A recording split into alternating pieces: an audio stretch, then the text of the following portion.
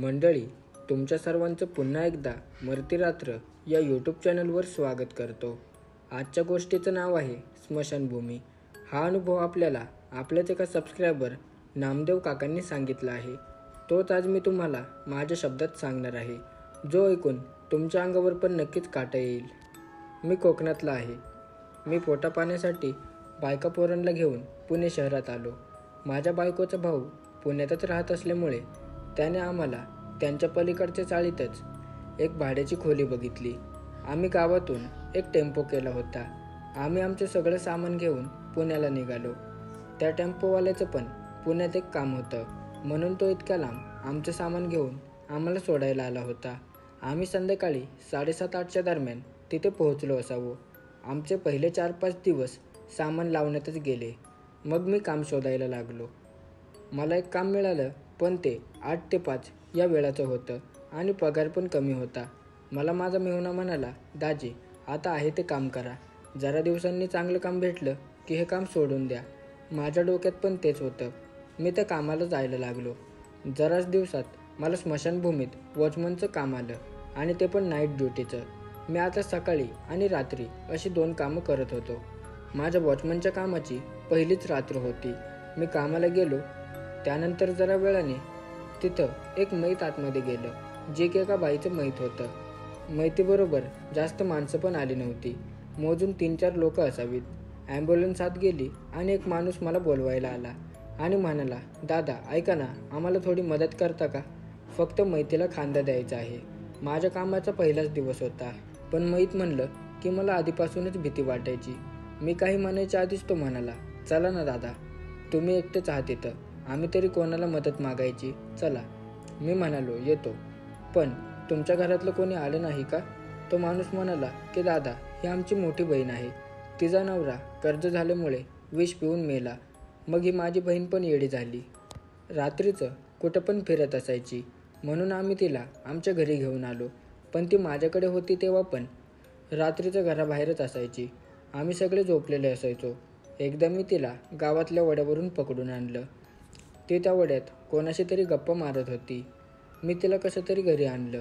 आज 20 वर्ष झाले हेच चालू होतं. भरपूर उपाय केले, पण सगळे म्हणायचे की तिच्या नवऱ्याचा तिच्यावर जीव होता आणि त्याचाच आत्मा अजून इथे आहे, त्यामुळे ती त्याच्याबरोबर गप्पा मारत असते. मरायच्या 2 आठवड्याआधी रात्री ती घरातून बाहेर गेली आणि एका झाडावर चढून जोरजोरात ओरडायला लागली. मला गावातल्या एका सकाराम नावाच्या आजोबांनी फोन केला आणि म्हणाले, काय रे बाबा, तुझ्या त्या येड्या बहिणीवर जरा लक्ष ठेव. त्या आमच्या घरासमोर झाडावर चढली आहे आणि जोरजोरात ओरडत आहे. हे ऐकताच माझी झोप उडाली. मी तिला कसंबसं झाडावरून उतरवलं आणि घरी घेऊन आलो. पण काल रात्री परत ती त्या झाडावर चढली होती. सकाळी मी उठलो तर ती मला घरात दिसली नाही. बाहेर जाऊन बघतोय तर काय, तर तिच्या आजूबाजूला गावातली पूर्ण लोकं थांबली होती. ती पूर्ण रक्ताने भरलेली होती. तिने त्या झाडावरून उडी मारून स्वतःला संपवून घेतलं होतं. नेमकाच आज माझ्या कामाचा पहिला दिवस. आता हा किस्सा ऐकून मी चांगलाच घाबरलो. मग जाताना एक मोठं कापड खांद्यावर घेतलं आणि त्या मैतीला खांदा दिला. आम्ही ते मैत खाली ठेवलं तेव्हा नीट मी त्या मैतीचा चेहरा पाहिला. तो चेहरा माझ्या चांगल्याच डोक्यात होता. आम्ही सगळे विधी करून मैत केली आणि ती लोकं त्यांच्या घरी आली आणि मी ड्युटीवर. त्यानंतर बरेच दिवस उलटले. मला काहीच जाणवलं नाही. त्या स्मशानभूमीत काही तांत्रिक लोक पण यायचे, पण ते खूप आधीपासून येत असल्यामुळे मी त्यांना काही बोलू शकत नव्हतो. बरेच दिवस उलटले. आता मला रडायच्या आवाजाची भीती वाटणं बंद झाली होती. मला आता सवय झाल्यामुळे काहीच वाटत नव्हतं. एक दिवशी मी असंच आतमध्ये फेऱ्या मारत होतो. मला अचानक आजूबाजूला कोणीतरी असल्याचं जाणवलं आणि पैंजणांचा आवाज आला. मी चांगलाच घाबरलो आणि तिथून पळायला लागलो. नंतर मी घाबरून माझ्या खुर्चीवर बसलो, तर ती बाई माझ्यासमोर चक्रा मारत होती.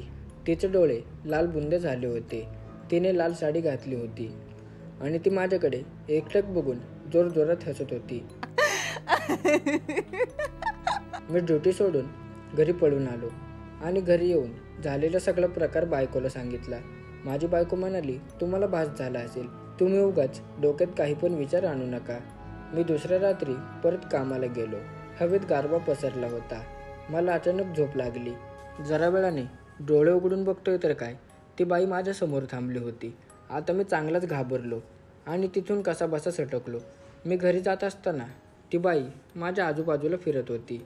रात्र झाल्यामुळे रस्त्याला पण कोणीच नव्हतं. मी कसाबसा देवाचा धावा करत घरी आलो आणि बायकोला सगळा प्रकार सांगितला. ती बाई माझ्याबरोबर माझ्या घरात आली होती.